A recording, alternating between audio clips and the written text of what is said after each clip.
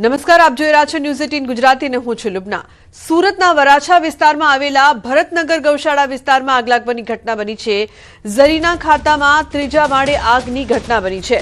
આગ લાગતા ખાતામાં રહેલા એલપીજી સિલિન્ડર બ્લાસ્ટ થયા છે। વહેલી સવારે આગ લાગી હતી। ખાતામાં આગ લાગવાની ઘટના પતરાના શેડ બનાવી તેમાં કારીગરો કામ કરી રહ્યા હતા તો ફાયરને કોલ મળતા ઘટના સ્થળે પહોંચી કામગીરી હાથ ધરી છે। ત્રીજા માળે પતરાના શેડ કાપી 11 લોકોનું રેસ્ક્યુ કરી હોસ્પિટલમાં ખસેડાયા છે। અંદર ફસાયેલા 11 પૈકી 2 લોકોના મોત થયા છે જ્યારે 9 લોકો સારવાર હેઠળ છે। તો ઝરીના ખાતામાં પતરાના શેડ બનાવીને કામ ચાલી રહ્યું હતું। ત્રીજા માળેથી ફાયરની ટીમ રેસ્ક્યુ ઓપરેશન કરી રહી છે। ઉલ્લેખનીય છે કિર્તેશ જોડાયા છે વધુ માહિતી આપવા માટે। કિર્તેશ, શું વધુ માહિતી? 2ના મોતના સમાચાર।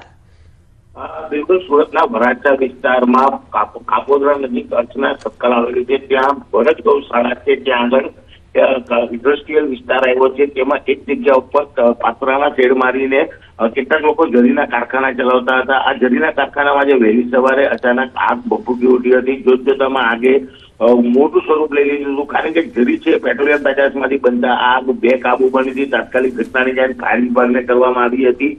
ફાયર ઘટના સ્થળે પહોંચી ત્યારે ખ્યાલ આવ્યો કે અંદર ઘણા લોકો ફસાયા છે અને ખાસ કરીને આ જે કારખાનું છે તેના પતરાના શેડ મારી ગેરકાયદેસર બાંધકામ કરી અને અંદર કામ ચાલતું હતું। જોકે ફાયર વિભાગે પતરાનો શેડ તોડી 11 લોકોનું રેસ્ક્યુ કર્યું છે અને તમામ લોકોને બહાર કાઢ્યા હતા, જેમાં 9 કરતા વધુ લોકો ઇજાગ્રસ્ત હતા। સારવાર અર્થે હોસ્પિટલ ખસેડવામાં આવ્યા છે। સમગ્ર ઘટનામાં અંદર રહેલા સિલિન્ડર બ્લાસ્ટ થતા આગ વધુ બેકાબુ બની હતી। જોકે આગ પર કાબુ મેળવી લેવામાં ફાયર વિભાગને સફળતા મળી છે, પણ આ ઘટનામાં કહી શકાય 2 વ્યક્તિઓના મોતના સમાચાર સામે આવી રહ્યા છે।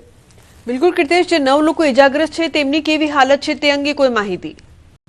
બિલકુલ, તમામ 11 લોકોનું રેસ્ક્યુ કરવામાં આવ્યું હતું અને જે પ્રકારે આગ હતી તેને લઈને કેટલાક લોકો ઇજાગ્રસ્ત થયા છે। તમામને નજીકની ખાનગી અને સરકારી હોસ્પિટલમાં ખસેડવામાં આવ્યા છે। ખાસ કરીને 9 લોકો છે તેમાં અલગ અલગ વ્યક્તિઓને ઈજા થવા પામી છે। કેટલાક લોકોને વધુ તો કેટલાક લોકોને સામાન્ય ઈજા થઈ છે। ખાસ કરીને ફાયર વિભાગે અહીંયાથી 8 જેટલા સિલિન્ડર પર કબજે કર્યા છે। એટલે કે એક બાજુ ગેસની અછત છે, સિલિન્ડર મળતા નથી, ત્યારે કારખાનામાં 8 કરતા વધુ સિલિન્ડર મળ્યા છે અને સિલિન્ડર બ્લાસ્ટ થતા આગ બેકાબુ બની હતી। બિલકુલ કિર્તેશ, આભાર સમગ્ર માહિતી બદલ। તો આગની જે સમગ્ર ઘટના છે તેમાં 2 લોકોના મોત થયા છે જ્યારે 9 લોકો સારવાર લઈ રહ્યા છે। આગ હાલ કાબુમાં।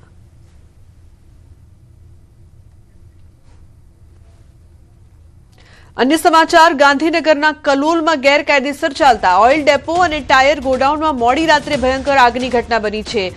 આગ એટલી વિકરાળ હતી કે તે બાજુમાં આવેલી સોસાયટીમાં પણ પ્રસરી ગઈ। આગ લાગતા સોસાયટીના રહીશોએ આખી રાત બહાર વિતાવવી પડી। આગ એટલી ભયંકર હતી કે આસપાસના વિસ્તારો વીજળી પ્રવાહ પણ બંધ કરવામાં આવ્યો। આગની ઘટના બાદ કલોલ નગરપાલિકા ફાયર ફાઇટર ઘટના સ્થળે પહોંચી આગ બુઝાવવાની કામગીરી શરૂ કરી હતી। આગમાં ઓઇલ અને ગ્રીસ બળવાથી આગ અને કાળા ધુમાડાના ગોટે ગોટા ઉડ્યા હતા। આગ વિકરાળ બનતા મેજર કોલ જાહેર કરવામાં આવ્યો। આગ એટલી ભયાનક હતી કે 7 જેટલા ફાયર ફાઇટરનું પાણી પણ ખૂટી ગયું। વહેલી સવારે પવન શરૂ થયા બાદ ઓઇલના કારણે આગ વધુ પ્રસરતા લોકોના જીવ તાળવે ચોંટ્યા હતા। ભારે જહેમત બાદ આગને કાબૂમાં લેવાઈ છે। હાલ સ્થાનિકો આ ઘટનાને લઈને રોષ વ્યક્ત કરી રહ્યા છે। સ્થાનિકોનું કહેવું છે કે રહેણાંક વિસ્તારમાં ગેરકાયદેસર ચાલતા ગોડાઉનને લઈને અનેક વખત ફરિયાદ કરી છે, છતાં આજ દિન સુધી કાર્યવાહી નથી થઈ અને તેનો ભોગ સ્થાનિકો બની રહ્યા છે। વળી અહીં બાજુમાં જ રાજેશ નામની હોસ્પિટલ પણ આવેલી છે। આગ લાગતા જ દાખલ દર્દીઓને ખસેડવાની તજવીજ હાથ ધરાઈ હતી।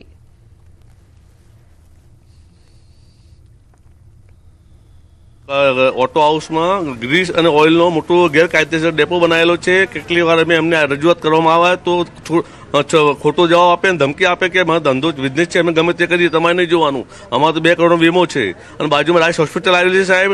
અમારે 17, 18, 20 જેવા ઘર છે અમારે। આખી રાત આગ લાગી છે। આખી રાત અમે બહુ હેરાન થઈ રહ્યા છીએ સાહેબ। આનું કાયમી આ ડેપો જાય એવું કોઈ કામ કાર્ય થાય એવું કરશો સાહેબ। ઘણા વર્ષોથી ઓઇલનો ધંધો ચાલે છે, જે અંગે ઘણી વખત રજૂઆત કરેલી છે અને આ ધંધો અન્યત્ર લઈ જવા માટે પણ એમને રજૂઆત કરેલી છે, પણ એમણે એ વસ્તુને ધ્યાનમાં લીધી નથી અને આ બાબતમાં અમે નગરપાલિકામાં પણ જાણ કરેલી છે, પણ નગરપાલિકાએ પણ આજ દિન સુધી કોઈ યોગ્ય કાર્યવાહી કરેલ નથી।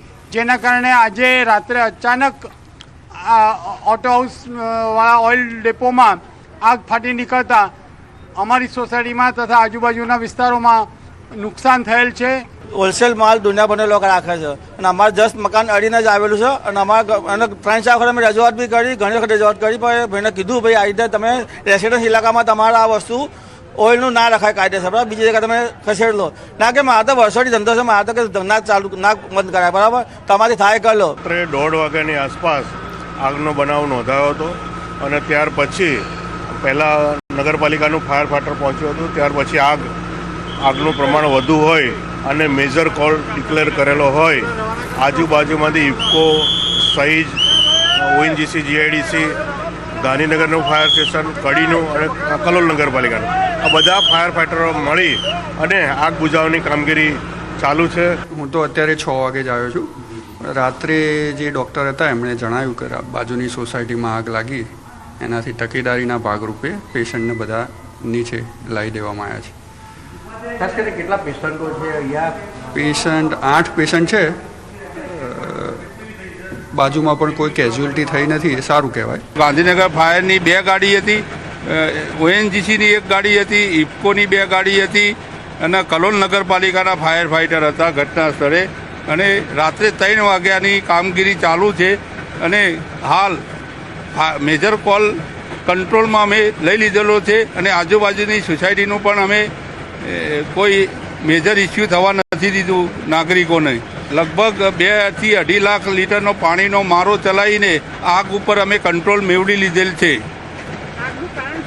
આગનું કારણ હજુ સુધી જાણવા મળેલ નથી. તો હવે નજર કરી લઈએ સમાચાર સુપર